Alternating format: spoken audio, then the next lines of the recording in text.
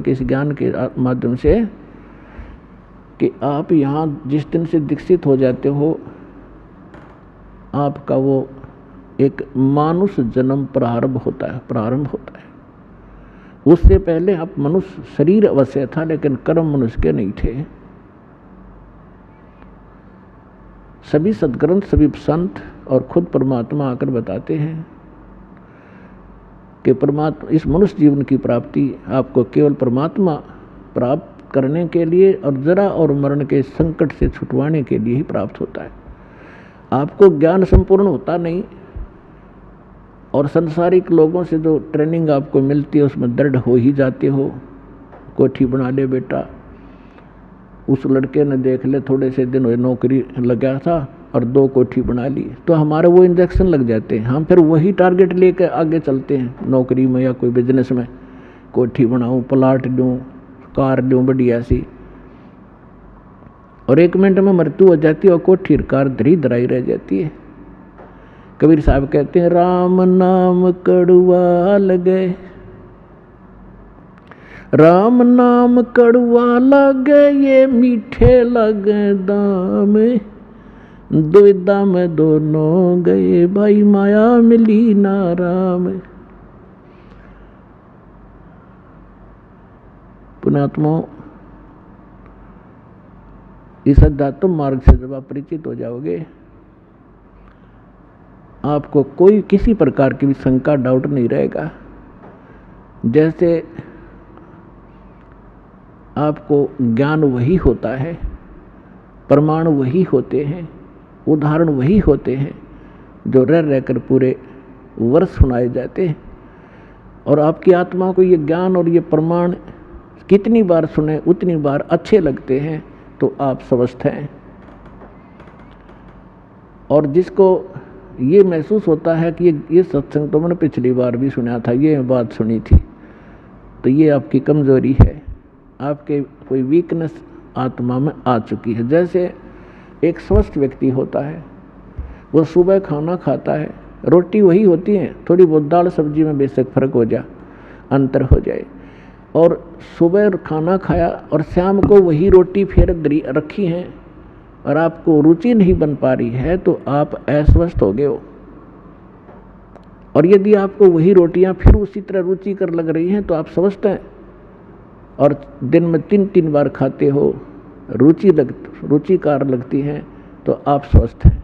इसी प्रकार अब ये ज्ञान वही है, और जितनी बार सुने और जितनी बार ये आपको, उतनी ही बार आपको ये अच्छा लगना चाहिए, तो आप स्वस्थ हैं। अन्यथा आपको फिर कोई पाप कर्म ने घेर लिया। अब जैसे रोगी व्यक्ति है और वो भोजन प्रतिदिन खाता है 2-2, 3-3 बार, और जब वो रोगी व्यक्ति हो जाता है वो, तो उसको एक समय भी 1 ग्रास भी खाने की रुचि नहीं रहती।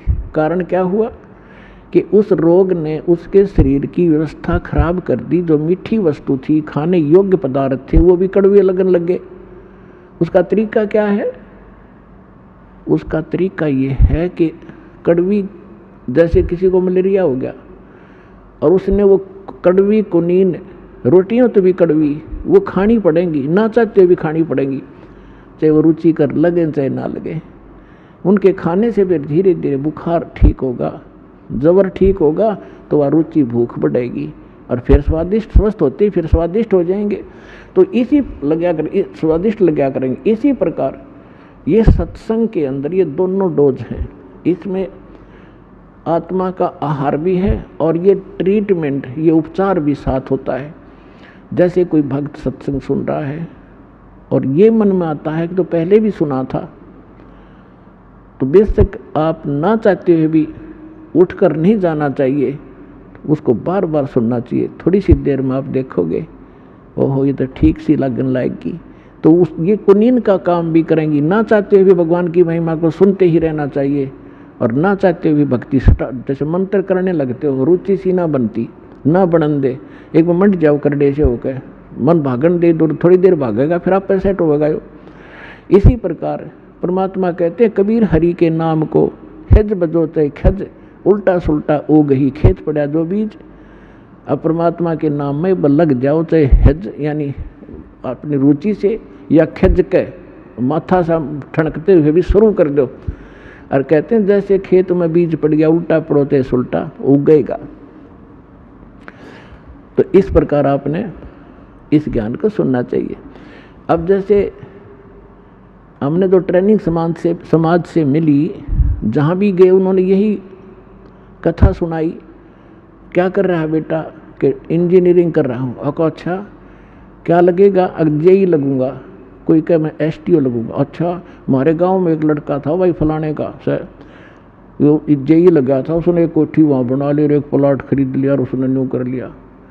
तो हमने फिर वही सोच हो जा बीसीए बनावांगे, जेई लग के या एसडीओ लग के, तो वो इंजेक्शन लग गए तो हम उधर प्रेरित हो गए। अरे ज्ञान सुनाएंगे भगवान का तो हम इधर दृढ़ हो जाएंगे। वो तो हमें जहर दिखाई देगा, कोठी और बंगला में सारा जीवन नाश कर देना, मामूर्ख व्यक्ति का काम दिखाई देगा। तो इसी प्रकार सत्संग में आने से, इस ज्ञान को बार बार सुनने से आपको दृढ़ता आएगी। कबीर साहब कहते हैं देखो हम यहाँ माया मांगने आते हैं, परमात्मा कहते हैं ये तो मैं रूंगे में दूंगा आपको फ्री में, ये तो आपको फ्री ऑफ कॉस्ट दूंगा, ये तो हमारा सौदा भी नहीं है, ये तो वैसे दूंगा आपको।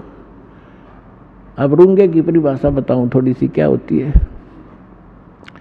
पहले हमारे गांव में, सभी गांव में ग्रामीण में ऐसा था, पैसे वैसे होते नहीं थे, ऐसे ही जैसे कोई सब्जी बेचने आया या कोई और सामान प्याज बेचने आया या कोई और सामान लेके आता, तो हमारी दादी जी क्या करती थी, गेहूं का बेला भर ले जाती और उसको पूछती भाई ये कैसे देगा टिंडे तू।